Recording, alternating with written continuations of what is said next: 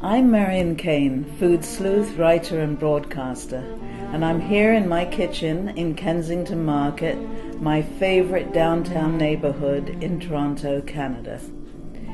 I was born in Montreal, and to young parents, my father was a medical student and my mother was studying biology at McGill. My mother had just arrived from Europe. She was a Holocaust refugee who escaped from Riga, Latvia in October 1939 with her parents and her younger sister. I spent my formative years in London, England, and it was a difficult situation because my family were like fish out of water. Both my parents had foreign accents. We had a Jewish name, Shakhtar, that nobody could spell. But the most crucial thing about my childhood was that there were ghosts lurking in the wings. And it was because my mother's family had escaped from the Nazis. And I really knew nothing about this. My mother never mentioned it. It was sort of a taboo subject. Only when we visited Montreal in the summers and I would meet my grandparents on her side, there would little snippets of the story would come out, and I would hear about my mother's older sister who dropped dead at age 19, a month before they left Europe. In a horrible irony, my mother's life was saved by the death of her older sister. In 1976, I was 30 years old, and my marriage broke up. All the ghosts and demons of my childhood came to revisit me in this crisis. I now think it was a bellwether of things to come.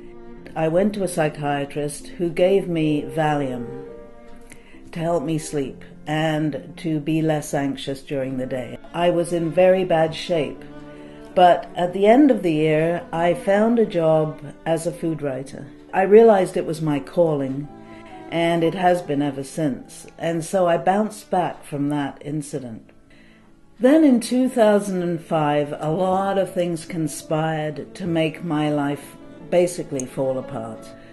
So I'd been having trouble sleeping. I'd been taking lorazepam, a benzo, episodically for years, and sometimes drinking with it. And I think it was a sense of loneliness and isolation. I thought I'd make a big change. So I moved to a small rural town, and over the next 4 years, I began to go downhill. There's no other word for it. I couldn't sleep at all. I was taking the pills more often. I was drinking with them more often. And then it reached a crisis in 2008 where I had a meltdown. I hit bottom. I phoned a friend of mine and I said, I'm coming to Toronto on the train.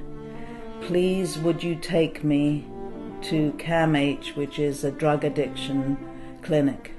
She took me to the clinic, and a young doctor, a woman doctor, sat opposite me and she said, you are going to die. It was that bad. So that was the day I had my last drink. I haven't had a drink since then, and 6 weeks later I was tapered off the pills.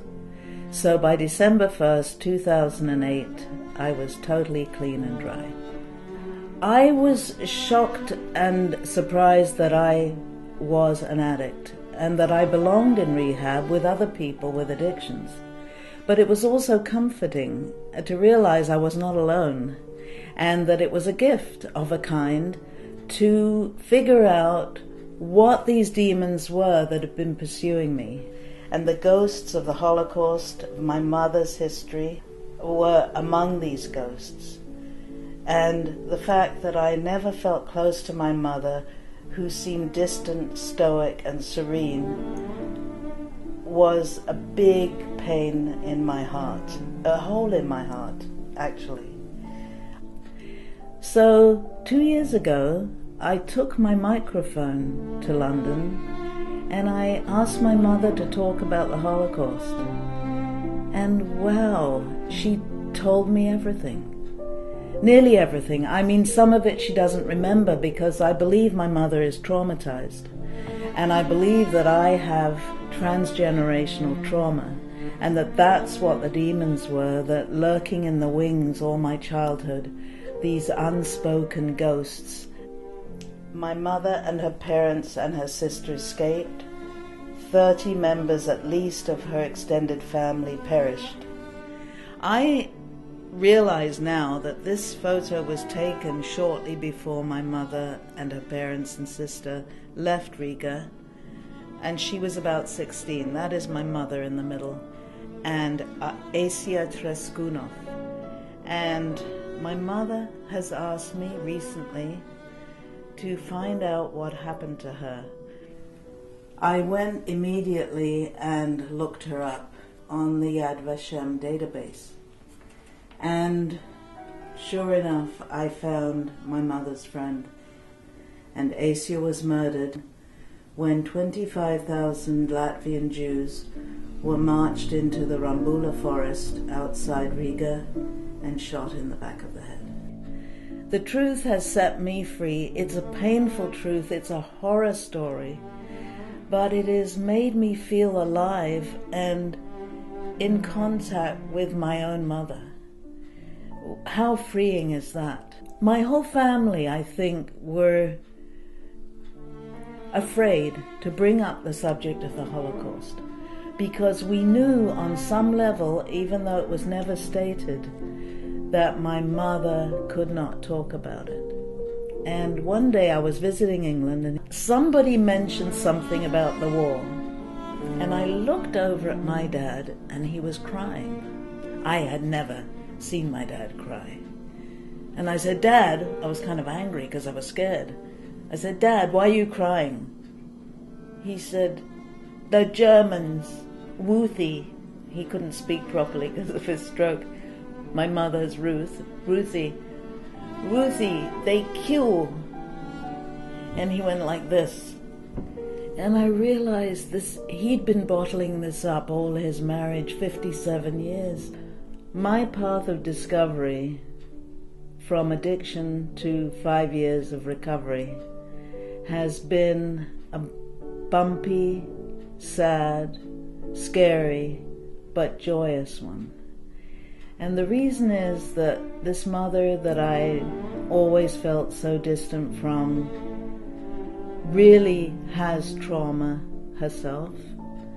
My trauma was being alienated from her, feeling there were ghosts and demons in her life and in my life, but not really knowing about them. And that discovery has given me compassion for my mother. The healing has begun. I know it has for me, and I hope it has for my mum in some degree. And this is a very happy day.